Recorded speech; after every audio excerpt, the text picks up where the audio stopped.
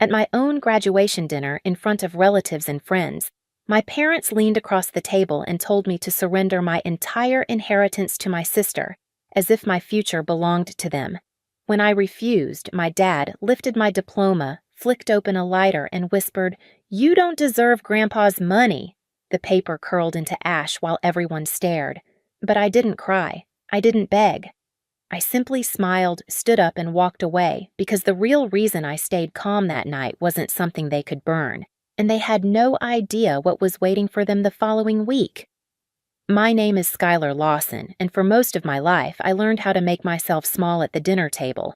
Not because I lacked opinions or courage, but because in my family, silence was the safest language. Marcus and Elaine, my parents, loved the idea of a perfect household in Del Mar, the kind you'd see on holiday cards. Vanessa, my younger sister, fit that image effortlessly. She was their golden child, the one they dressed up for photos, the one they bragged about to strangers. I was the other daughter, the quiet one, the practical one, the one they'd forget to introduce unless somebody asked. Growing up, I learned exactly where I stood. At 11, I dragged my robot project across the school gym by myself because Dad had driven Vanessa to an after-school art event instead. At 15, I boarded an overnight bus to a research program while my parents took Vanessa to a fashion conference.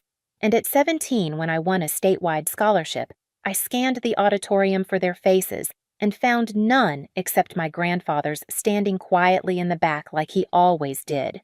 Grandpa Lawson was the only one who saw me.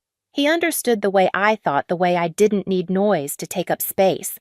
He taught me small things: how to replace a circuit, how to read a contract, how to hold my boundaries without raising my voice. Silence, he'd say, can be a strategy, not a surrender. Maybe that's why I never pushed back when my mother dismissed my accomplishments with a nod, or when my father insisted Vanessa had the brighter future. I told myself it didn't matter. I told myself I didn't need them to cheer for me. But the truth was more complicated. There were nights I sat in my college dorm staring at the ceiling, wondering what it would feel like if just once my parents were proud of me. Not proud of how quiet I was or how little trouble I caused, but proud of who I was becoming. I thought graduation night might be that moment. I imagined Marcus shaking my hand, Elaine pulling me in for a picture, Vanessa teasing me in the way siblings do when the cameras are off. Instead, we sat at a polished table under warm golden lights, and I felt the familiar divide settle between us. Every question they asked about my job came with a subtle edge, like they were waiting for me to admit I didn't deserve it. Vanessa talked about her plans in vague, extravagant strokes: new art studios, travel, future opportunities that somehow always involved my parents' money. Still, I tried to ignore the unease curling in my stomach. It was graduation. One night. I wanted peace. I wanted something that looked close enough to a family memory I could hold on to. But people reveal themselves when they think they own you. And that night, my parents revealed everything. The tension that night didn't explode all at once. It gathered slowly like storm clouds forming behind polite conversation. I noticed it in the way Marcus kept adjusting his watch, in the way Elaine's smile tightened whenever someone congratulated me, and in the way Vanessa leaned back in her chair like she already owned the evening. I tried to stay present.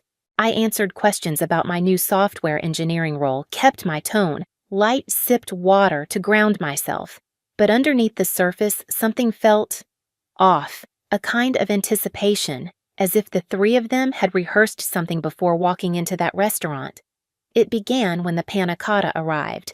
Marcus cleared his throat, the sound sharp enough to still the table. He reached into his leather bag, pulled out a brown folder, and slid it across the table toward me. "Skylar," he said, "this is important." Elaine folded her arms. Vanessa tucked a golden curl behind her ear, smiling like she already knew the ending of a story I hadn't even been told yet.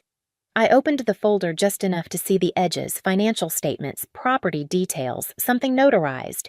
My pulse jumped. I knew what this was. Marcus didn't ease into it. He never does. "Your grandfather trusted you," he said, "but you already have a stable job. Vanessa is just starting out. Sign the transfer so she can manage the inheritance." It's what family does. Family. Interesting how that word only came up when they wanted something.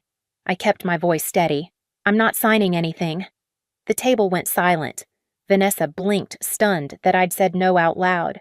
Elaine's lips tightened into a thin, judgmental line. Marcus leaned forward as if he hadn't heard me correctly. "Skylar," he said slower this time. "Don't be difficult. This is for the family." I repeated it. No. It was the first time in 24 years I had ever told them no without apologizing for it. Marcus's face shifted confusion, then irritation, then something darker.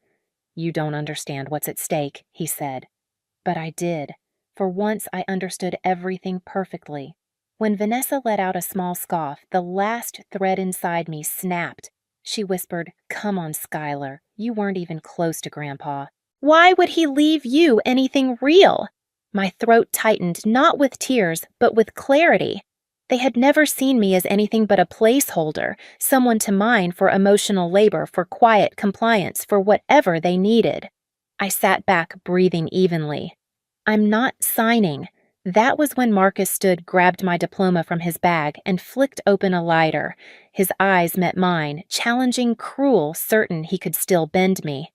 "You don't deserve Grandpa's money," he said. The blue flame touched the corner of the paper, and the entire room gasped as it curled into black ash. But inside me, something shifted, quiet, steady, irreversible, not broken, awake. The flame should have terrified me. It should have gutted me, sent me spiraling the way Marcus expected. Instead, as my diploma curled into ash, something inside me went still like a lake after the wind dies. Guests murmured, silverware clattered, someone reached for their phone. Vanessa's smile faltered, confusion flickering in her eyes. Elaine didn't move at all. She just watched me, waiting for me to fall apart so she could call it overreacting, but I didn't fall apart. I watched the ashes drift onto the white tablecloth and felt light. Years of being overlooked, dismissed, managed like an inconvenience, they all settled into one clear truth. There was nothing left here worth holding on to. Marcus seemed almost disappointed I wasn't crying. "This is what happens when you forget who supports you," he said. Funny, I couldn't remember a single time they'd supported me. I stood up slowly, smoothing the hem of my dress. "Are you done?" I asked. He blinked, startled by my calmness. Vanessa reached out as if to grab my wrist. "Skylar, don't be dramatic." I stepped back before she touched me. Her hand froze mid-air. Elaine finally spoke, her voice low and cold. "If you walk out now, you're choosing to divide this family." The irony almost made me laugh. They'd divided this family long before I learned how to spell my own name. I picked up my purse, placed my napkin neatly on the table, and met all three of their eyes one by one. "I'm not the one dividing anything," I said. "I'm just done pretending this is a family." Gasps rippled across the table, but I wasn't doing this for theatrics. I wasn't performing pain. I was simply done being small. I turned and walked out of the restaurant, heels clicking softly against tile. No one followed. They were too stunned or too proud, or both. Outside, the night air wrapped around me, cool, damp, grounding. The street smelled faintly of rain. Cars rolled by in a steady rhythm. For the first time all evening, I could breathe. I ordered a ride, slid into the back seat, and stared at my reflection in the window. My eyes weren't red. My hands didn't shake. I looked like someone who'd finally stopped trying to earn love that would never come. Aunt Riley's apartment in Hillcrest was dim and warm when I arrived. She'd left the door unlocked, a mug on the counter, chamomile tea bags beside the kettle. No questions, no pity, just space. Lying on her couch that night, I replayed everything not with anger, but with understanding. Their cruelty wasn't sudden. It was practiced, expected. And yet I hadn't broken. I'd smiled, I'd walked away, because deep down, I knew something they didn't. Their performance tonight wasn't the end of the story. It was the final mistake that made the truth impossible to hide. And next week at the lawyer's office, they would finally understand just how badly they'd misjudged me. The morning after the dinner, sunlight filtered through Aunt Riley's curtains, soft and warm, like it didn't know my entire life had shifted overnight. I expected to wake up shaken, furious, maybe even heartbroken. Instead, I felt an unfamiliar calm, steady, grounded sharp in a way that made everything around me feel clearer. My phone vibrated nonstop. Vanessa's texts came first, short, smug, dripping entitlement. "Thanks for the room, sis. I'm repainting it, blush pink." "You don't mind, right? It's not like you ever liked that house anyway. And hey, maybe try being supportive for once." I stared at the screen until the words blurred, not from tears, from clarity. She genuinely believed the house was already hers. Then came Marcus's email, 3 pages long. Buried beneath the accusations, ungrateful, selfish, dramatic, was a single message. "Give up the inheritance. Fix the mess you caused. Be the daughter we want." I closed the email without finishing it. Finally, Elaine called. Not to apologize. Not to ask if I was safe. She launched straight into strategy like the dinner had been a negotiation gone slightly off script. "Your father didn't mean it," she said, voice watery. "You know how he gets when he's stressed. Just sign it, Skylar. This isn't worth tearing the family apart." But it already was torn. I'd just stopped pretending the cracks were decorative lines in the marble. I didn't argue. I didn't explain. I didn't remind her they'd burned the greatest thing I'd ever earned. I simply hung up, then powered off my phone entirely because there was only one conversation that mattered now. I opened my laptop and wrote a single email to Mr. Dalton. "It's time." He replied within minutes. "Next week. Santa Monica office. They'll all be notified." I set the laptop aside, leaned back into Aunt Riley's couch, and exhaled. For the first time in my life, I wasn't reacting. I was choosing. The week passed quietly, a strange contrast to the storm building underneath it. At work, I focused on code reviews and project planning, slipping into the part of my life that actually made sense. In the evenings, I stayed at Aunt Riley's place drinking tea, helping her with small tasks, watching old movies. She didn't push me to talk. She just sat with me, a silent anchor in a world that had tilted on its axis. "Your grandfather saw this coming," she told me one night. "He trusted you for a reason." I nodded, though the weight of that trust pressed heavy on my chest. When the day finally came, I drove to Santa Monica early. The sky was cloudless, bright, almost mocking. I parked in front of the law office, smoothed my blazer, and walked inside. The lobby smelled faintly of polished wood and citrus cleaning spray. Mr. Dalton greeted me with a solemn nod. "They're on their way," he said. "Are you ready?" "I've been ready for years," I replied. We entered the conference room together, a long table, tall windows, leather chairs too stiff to be comfortable. At the center lay a stack of documents bound neatly, the weight of an entire legacy sealed in clean white pages. 5 minutes later, the door opened. Marcus walked in first, jaw, tight eyes, sharp with indignation. Elaine followed, her expression pinched, like she was bracing for embarrassment. Vanessa strode behind them, phone in hand, sunglasses perched on her head, like she was heading into brunch instead of a legal proceeding. She froze when she saw me. "Seriously," she muttered. "You actually think this is going to change anything?" I didn't respond. They sat across from me. A perfect divide, a perfect metaphor. Mr. Dalton started without ceremony.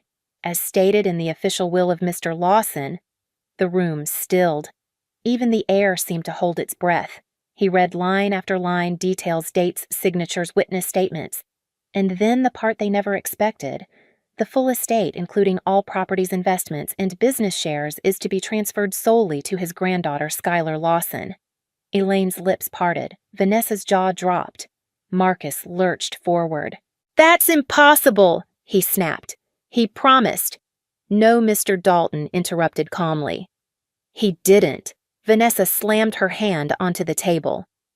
"I already put a deposit on a studio space. You can't just—" I looked at her, steady and unblinking.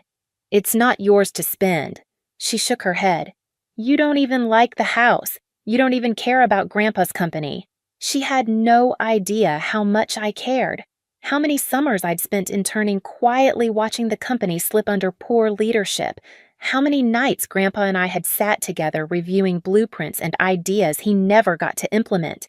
Marcus tried again, leaning into the force he'd used my entire life. "You're too young to handle any of this. You'll ruin everything." Vanessa is entitled. I said, my voice quiet but sharper than any shout. And you taught her to be. The silence that followed was thick, uneasy, revealing. Then Mr. Dalton clicked a remote. I have one more thing to show. A video appeared on the screen. Grandpa sat in his study, frail but eyes still sharp. If you're watching this, he began, it means Skylar kept her promise to stay silent until the truth could speak for itself. Elaine covered her mouth. Marcus stared at the screen, frozen. Vanessa whispered, "No." Grandpa continued, I watched you dismiss her accomplishments. I watched you celebrate one child while ignoring another. I watched Skylar grow strong in ways you never bothered to see. The room pulsed with tension. No one breathed, and I am leaving her everything he said because strength should be trusted, not exploited. The video ended. Silence swelled like a tide. I stood, placing my hands lightly on the table. This wasn't revenge, I said. This was justice. And this, I gestured toward the contracts, is me choosing myself. Marcus's face crumpled not with remorse, but with the realization that control was slipping through his fingers. Elaine looked down, tears brimming. Vanessa covered her face, shaking her head as her future rewrote itself in real time. I gathered the documents Mr. Dalton handed me, slid them into my folder, and stepped back from the table. You burned my diploma, I told Marcus, but you didn't burn my future. No one spoke. No one dared. I walked out of the office into the bright California sun, and for the first time in my life, the light actually felt warm. 3 months passed, and the world felt different, quieter, lighter mine. I moved into a small apartment on the southern edge of San Jose, close enough to walk or bike to the tech district each morning. The place wasn't large, but it felt safe in a way nothing from my childhood ever had. A single framed photo sat on my desk, Grandpa and me in the backyard, both of us laughing at something only we remembered. Work shifted too. I stepped into a leadership role at the company, rebuilding the structure from the inside out. No politics, no nepotism, just competence. People seemed to breathe easier. Employees who once looked defeated now met me with steady, hopeful eyes. I never heard from my family again. Not a call, not an email, not even a message from Vanessa, who had once been unable to stay silent for more than an hour. And strangely, I didn't miss them. What I did feel was peace, steady, honest, earned. At night, I'd stand on my balcony and watch the city lights flicker like distant stars. For once, my mind wasn't racing. I didn't wonder what I'd done wrong or what I needed to fix. I wasn't shrinking myself to fit someone else's comfort. I'd finally stepped into a life where I didn't have to ask permission to exist. Sometimes I think about that night, the flames, the silence, the way I walked out without looking back. But now, standing on my balcony with the San Jose breeze brushing past me, I understand something Grandpa tried to teach me all along. Strength isn't loud. It's choosing yourself even when no one claps.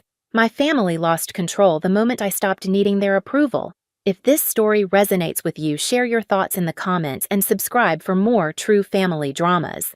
You're not alone. Your voice matters here.